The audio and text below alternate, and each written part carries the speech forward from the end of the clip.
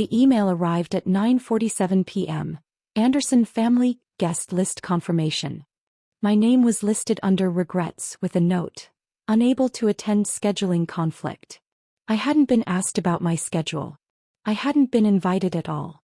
The 25th Annual Children's Hospital Charity Gala was 3 weeks away, and my parents had decided I wouldn't embarrass them. At 29, I'd been edited out of family appearances for years. Derek's medical school graduation? I was traveling for work. Melissa's engagement party?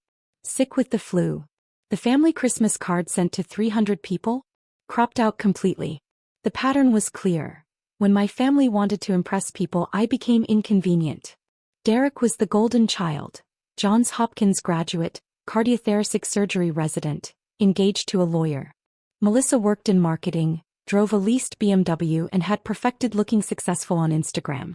They fit the image my parents cultivated. Polished, prestigious, perfect. Then there was me. Maya Anderson, who worked in technology. A vague description my mother used that made it sound like I fixed computers at Best Buy. I drove a 7-year-old Honda Civic, rented a modest apartment, wore jeans to family dinners. What they didn't advertise was that I'd been financially supporting them for 4 years. $12,000 monthly into their account, funding the country club membership, luxury cars and renovated kitchen they couldn't actually afford. My father was a senior operations manager at Meridian Financial Group. Decent salary, not enough for their leveraged lifestyle. I'd made my fortune at 24 when my app sold for $42 million. Smart Investments had grown that into a portfolio worth $80 million. I lived modestly, worked as an angel investor and philanthropic consultant, and kept my wealth extremely private.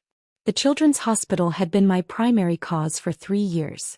Anonymous donations funded a pediatric cancer wing, research grants, and a family assistance endowment. Last year the board asked me to join as a donor advisor. This year I was chairing the gala committee. I'd spent 6 months planning the event my parents were using to exclude me. Thursday before the gala, Derek called. Mom wanted me to reach out about Saturday. She said you mentioned you couldn't make it. I didn't mention anything. Oh. Well, it's probably for the best. Very high-profile guest list. The mayor, state senators, all of Dad's executives. You know how formal these things are. And you think I'd embarrass you. It's about fit, Maya. Mom's on the planning committee, stressed about everything being perfect. Dad's boss will be there with his wife. You've never been comfortable at formal events anyway. Remember Melissa's engagement party? You left after an hour. Because her future mother-in-law spent 45 minutes explaining why people who work with computers lack sophistication. Derek sighed. This gala is important to Mom and Dad. Can't you just let them have this one night? I pulled up the guest list. My parents were at table 3, Meridian Financial Group VIP table. My father's boss, Harold Chin, was at table 1 with the hospital board. I won't cause any problems, I said. Thank you. Maybe we can do dinner next month. I hung up and emailed Patricia Holloway, the hospital's development director. Please finalize the program as discussed. I'll handle opening remarks and donor recognition personally. The gala was held at the Grandview Hotel. I arrived at 5 p.m. in jeans and a sweater to oversee final setup. The ballroom looked perfect. White roses, gold accents, professional lighting. The silent auction featured exclusive experiences from supporters who understood the mission. My parents' contribution was a wine-tasting evening at their home. Estimated value, $400. They'd serve wine I'd helped pay for in a home my money had renovated. I changed at 7:30 p.m., trading jeans for a midnight blue gown and my grandmother's diamond earrings, the only family heirloom my parents hadn't tried to claim for Melissa. Patricia found me backstage. You look stunning. Nervous. Not about the speech. Your parents still don't know? They will in 90 minutes. Guests arrived at 8 p.m. I watched from backstage as the ballroom filled with politicians, business leaders, and philanthropists who'd paid $1,500 per ticket. My parents arrived at 8:17 p.m. My mother wore a rose-colored gown, hair and makeup professionally done. My father looked distinguished in his tuxedo. Derek and his fiancée followed, then Melissa with her boyfriend. They were seated at their VIP table, accepting champagne and greeting colleagues. My mother kept glancing toward table 1, hoping for acknowledgement from Harold Chin. During dinner, my mother finally caught Harold's attention, giving him a bright smile and wave. He nodded politely and returned to his conversation with Dr. Sandra Martinez, the hospital's chief medical officer. At 9:45 p.m., Patricia took the stage. We've reached the most important part of our evening. Tonight, we've raised over $3.2 million, funds that will directly support pediatric cancer research and family assistance programs. The room applauded. My mother beamed as if she'd personally contributed to the success. This wouldn't have been possible without extraordinary leadership. 3 years ago, an anonymous donor approached our foundation with a vision to create comprehensive support for families facing pediatric cancer diagnoses.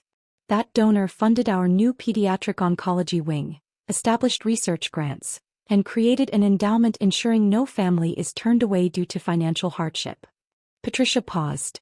That same donor chaired this year's Gala committee, working tirelessly to create tonight's event. She's a philanthropist who believes in action over recognition. But tonight we're breaking her rule of anonymity, because the community deserves to know who's been changing children's lives. My mother's face shifted to curiosity, filing away information for future social leverage. Over 3 years, this donor has contributed over $47 million to Children's Hospital. She's a self-made entrepreneur who built her fortune through innovation and now dedicates her life to ensuring children have the futures they deserve. My father leaned forward. Harold Chin was watching intently. Please join me in recognizing our Gala chair and the hospital's most transformative benefactor, Maya Anderson. The spotlight found me as I walked onto the stage. The applause was thunderous, people rising to their feet.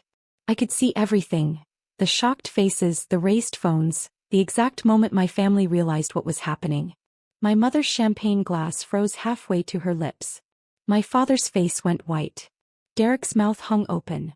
Melissa frantically whispered to her boyfriend. At table 1, Harold Chin stood and applauded, smiling broadly. Dr. Martinez beamed.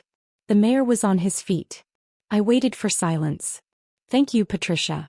Thank you all for supporting this incredible cause. My voice was steady, professional. 3 years ago, I met a family whose 7-year-old daughter had acute lymphoblastic leukemia. They faced a choice no parent should confront: whether they could afford treatment that might save her life. That girl's name is Sophie. She's 10 now, cancer-free, and wants to be a marine biologist. Her family kept their home in retirement. Because when we prioritize human lives over financial calculations, we create futures that wouldn't otherwise exist. The room was silent. Tonight, we've raised enough for 2 years of research and support for 50 families facing impossible medical bills. I chair this gala because I believe in the mission. I donate because I can. But I also do this work because I was taught, by people in my life, exactly what it looks like when someone is deemed not worthy of inclusion, not important enough, not the right fit for important moments. My mother's face shifted to horror. Those lessons taught me that true worth isn't measured by appearances or job titles. It's measured by impact. By what you build. By how you treat people when no one is watching. Tonight, I'm honored to announce Children's Hospital's endowment has reached its 10-year goal 3 years early. The standing ovation lasted 90 seconds. I left the stage and went to the private donor lounge. Harold Chin found me 20 minutes later. Maya Anderson. Harold Chin, Meridian Financial Group. We've never officially met, though I've heard about your work. We shook hands. Your speech was remarkable. 47 million in 3 years. That's strategic philanthropy. The hospital's team does the real work. Don't undersell yourself. I also know your parents work for my company. They've never mentioned having a daughter who's a major philanthropist. James has spent considerable time implying his family are comfortable but modest people who support charity through volunteering, not financial contributions. That sounds like my father. Harold's expression hardened. He mentioned at our last executive dinner that he couldn't afford gala tickets, suggested the company sponsor a table. I agreed, thinking I was helping a valued employee. Now I'm learning that employee has a daughter who could buy my house with quarterly investment returns. I don't discuss my finances with my family. Because they've never asked? Or because you've been led to minimize your success? He pulled out his phone. James submitted his quarterly expense report last week. He charged a $4,200 dinner to the company, claimed it was client development. The restaurant, where tonight's afterparty is held. He was scouting locations on the company's dime for an event his daughter was planning and funding. That conversation happens Monday morning. Dr. Martinez joined us. Your parents are in the ballroom trying to explain they had no idea you were so successful. Your mother told someone you've always been very private. Your brother told his fiancée you must have exaggerated your contributions. I closed my eyes briefly. Of course Derek couldn't let it be. My phone buzzed constantly. Text messages from extended family I hadn't heard from in years. Saw the Gala video. So proud. From people who'd never asked about my life when they believed I was just the weird tech girl who didn't fit their image. At 11:30 p.m. Patricia found me. Your parents are asking to see you. They're in the lobby with your siblings. Tell them I've left. Why? I've spent the evening celebrating a cause that matters. I'm not spending another minute on their embarrassment. I left through the service entrance. My phone rang. My mother's number. Declined. My father. Declined. Derek. Declined. Melissa. Declined. A text from my mother. Maya, we need to talk. This is ridiculous. We're your family. I blocked all their numbers. By Sunday morning, the Gala video had been shared thousands of times. Local news ran stories about the anonymous donor revealed, with coverage of my philanthropic work. My parents' social circle saw everything.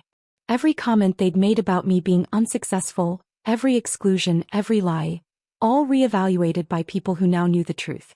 Monday morning, Harold Chin called my father into his office. By noon, my father was on administrative leave pending investigation into expense report fraud. By Wednesday, he'd been terminated.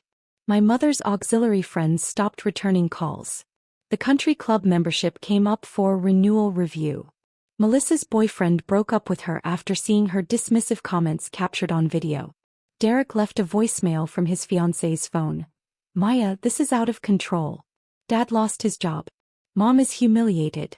We're family, you can't destroy our lives because your feelings were hurt. Call me back. I didn't call back. There was nothing to fix. The hospital's fundraising exceeded projections by 40%. Sophie's mother sent a handwritten letter thanking me for giving her daughter a future. Harold Chin invited me to join Meridian's charitable foundation board, a position my father had always hoped to attain. My family learned that importance isn't assigned by guest lists or social status. It's earned through actions, integrity, and treating people with dignity regardless of whether they make you look good. They thought I wasn't ready for important rooms. They were right.